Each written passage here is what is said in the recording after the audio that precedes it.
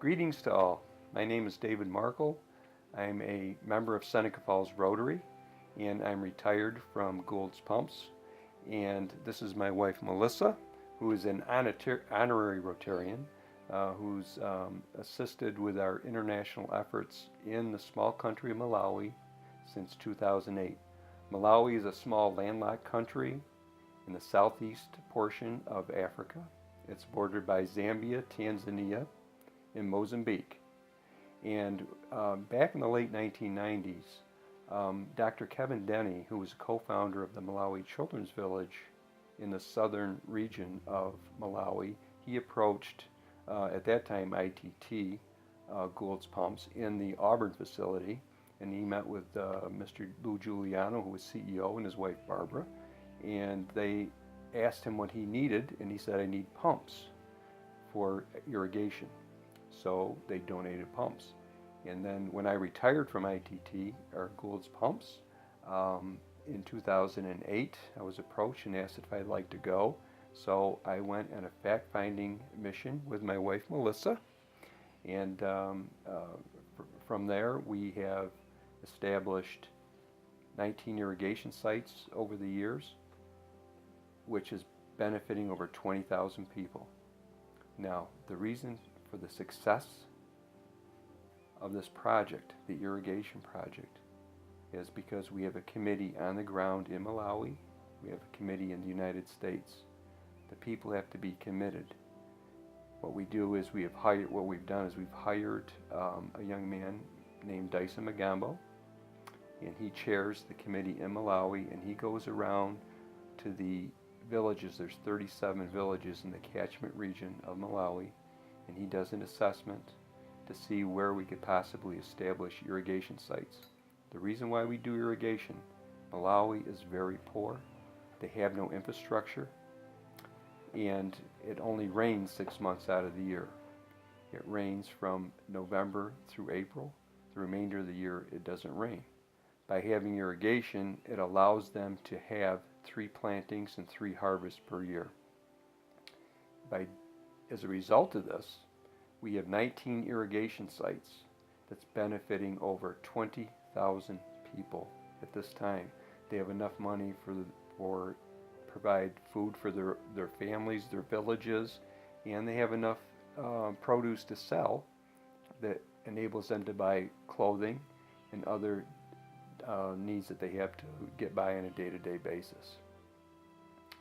And the success isn't just with what we've established, it's how it was established.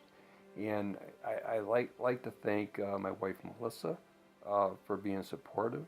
Xylem, ITT, Seneca Falls Rotary, Clifton Springs Rotary, Clifton Springs Hospital, the Seneca Falls Recreation Center, and the Seneca Falls Rotary Interact students from Minders Academy, who've always supported in fundraising and helping us along the way as well. Clifton Springs Charities, and hopefully I haven't left anybody out, but there's so many people that help for the ongoing success of these projects.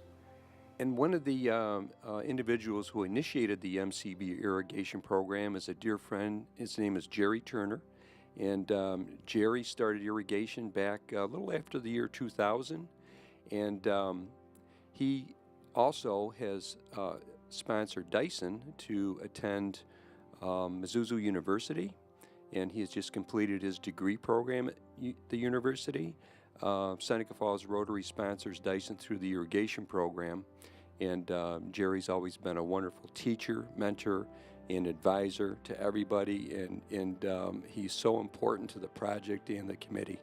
And in addition to the irrigation, which is very successful, my wife Melissa has helped establish a elementary school called Blair Palms Elementary School in that region back in 2008.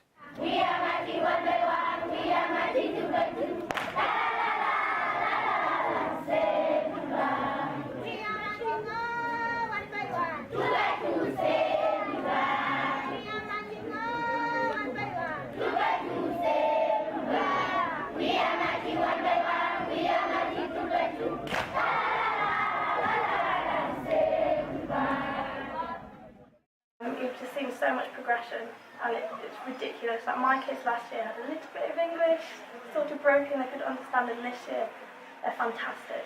And without the school, they wouldn't know what to do. So it's really, really good work. Yeah, I'd just like to say a big thank you to everyone for their help and support over the last 8 years. Every year when people come back, like us who've taught here, they'll see another standard's being built. Now we're up to standard 6, which is just getting built just now. Last year we had our beautiful standard 4, which was built.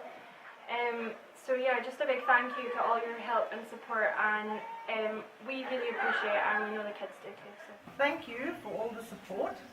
We wouldn't be here without you guys helping us. Everything you see here has been built by donations and with help from outside.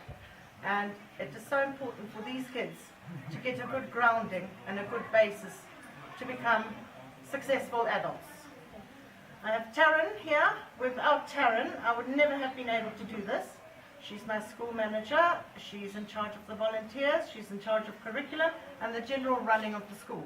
We also assist at the Kochi Medical Clinic. One day after church, a sister of charity walked up to me and said, "David, I know you're here for irrigation, but we need help." So this has been going on for 4 or 5 years. I've been taking a suitcase full of medical supplies over there to the clinic.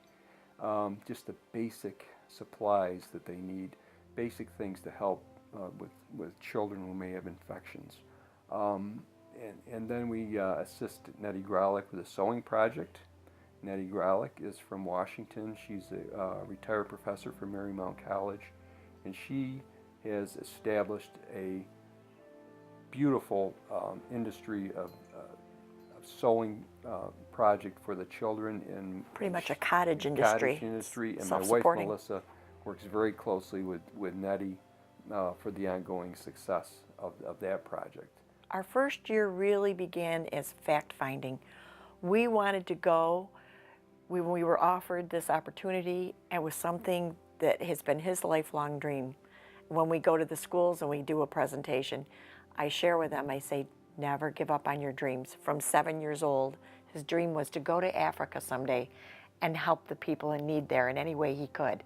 And this has brought alive his dreams through Rotary and everyone that's helped. But the first year really was a fact-finding. We went over there, the two of us never really traveled outside of New York. And we got on a plane and, flew thousands of miles to another continent and landed and said, we need to make friends, we need to meet, we need to know about the people, we need to know where there's a need. And through the people we met there as friends, were introduced to Dyson, and they said, this is your man, who was a young man, very simple and humble, and who became like our Malawian son, and he was our guide. And Rita, who was the woman who was a retired teacher from South Africa who had come to Malawi and established these little huts where people would come to stay that came to Malawi to help. And so through making friends with these people, then we realized she was trying to start a little school. And Dyson introduced us to Malawi Children's Village, and we met Felix. And through all of these connections, we realized that these children can't come to school, people can't work, people can't do anything if they don't have food, and they don't have the strength to get up and come to school and to get through the day. And that's when we realized that the necessity was in the villages that were away from this beautiful lake, Lake Malawi, which they call the Calendar Lake because it is 365 miles long and 52 miles wide. Sans the Calendar Lake? That's a great question for the children in school. And yet the people who are away from the lake don't have access to that water. So therein became the beginnings of these projects. And through Dyson, who had the connection with the culture, the chiefs who are in charge of everything that happens in the village. You must go to the chief first and find out, what do you need? What can we do? How can we help? And set down some guidelines. He had that cultural background. He had the language background. He also had started to go to school for irrigation. So it all started to come together. And as we met people and as we were introduced to people, it started to kind of veer off into the sewing project when we met Nettie and became friends. She told us about being this wonderful professor from Marymount who came there years ago and saw a need and thought she could teach the children to sew and sew well, and that would start a cottage project, and it did. And the two gentlemen who really started the whole beginning were Dr. Sabali and Dr. Kevin Denny. And they were both Peace Corps doctors who met in Malawi way back when and saw such a need to help orphans. The AIDS epidemic at the time was just crazy, and it was creating all of these orphans who they just thought, there is such a need here, what can we do? They bought this land very simply together, cleared it, and said we need to build an orphan care. And this whole project stems from that beginning. Over time, it became a school, which is now It's a secondary school. The Secondary Malawi school. Children's Village is a secondary school, grades 9 through 12.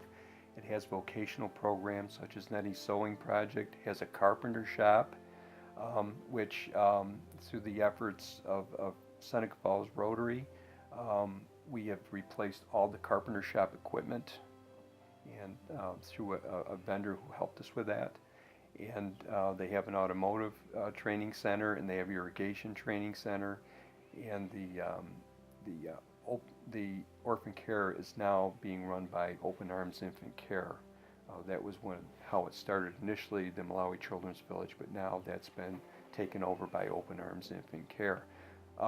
There's over 400 students at the school, and between the academic programs, grades 9 through 12, and the vocational training programs. generally with projects like this, the need is monetary. It's very, very expensive to carry anything over or to ship anything. So basically the monetary. We do take suitcases full of medical supplies, which are given to us through Clifton Springs Rotary and Hospital. But basically, I would say if you want to help, if you'd like to join by donations. The other way is if there are other Rotaries, because the whole basis of Rotary is giving and doing above self. If you have an interest in starting an international project of your own, through this presentation, we hope to give you some of the information of how we've gone about doing it and how it's been successful, and then continue on if you want to start your own in another avenue, if there's any ways we can help. We'll give a contact number at the end of this video. So it's basically, the basic reason for this video is to introduce ourselves, tell about the project, thank the people that have been involved in the project, and to share with you that we would love to have help with our project in any way you'd like to help, or what can we do to help you start a project. The key is, if anyone wants to become involved in an international project, you have to be very sensitive to the culture of the area that you're dealing with. You can't take the Western culture into another part of the world with all our technology. Everything has to be very simple. Simple, something that they can self-sustain themselves and can be ongoing, and they can eventually take it over themselves. We have 19 irrigation sites done, benefiting over 20,000 people. Many of those irrigation sites are now self-sustaining. We don't have to support them anymore because they've done so well. But we also listen to the people. We listen to the people of their culture. We have Dyson on the ground over there. He meets with the farmers all the time. I'm kind of the face. Melissa's the face. You have to be sensitive to that, and you have to understand the importance of that. It may sound basic, but a lot of people won't do that. You try to become involved in an international project and try to take our ways to them, and you can't do that. They know how to get things done. All they need is a little help getting started. It doesn't cost a lot of money, but And in a it's third very world, rewarding. it has You to learn, stay basic. Yep, and you learn so much more from them than they're going to learn from you, because they're loving. They're a kind, loving people. They love their families, they love their friends, and people are the most important thing, not things. People are important. And the other thing we'll share quickly before we move on to anything else is the fact that when you go into a third world country like this and you want to work on a project, we've really slated irrigation, but once you go there and you bring your heart, and Malawi is called the warm heart of Africa, and you leave and you leave your heart there and you bring their hearts home with you, there are always people you're going to meet that are going to need help. So some of these heart stories that we'll share with you as we go along are little things that happened within by meeting friends and being connected that you just couldn't turn a blind eye to. And often that's a little extra we'll bring home to our Rotary and say, this person needs help, they need help with that, what can we do? And we always end up raising the money. And we keep it simple. Yes, and the kindness and generosity of Rotary.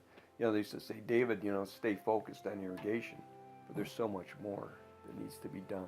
They've never said no.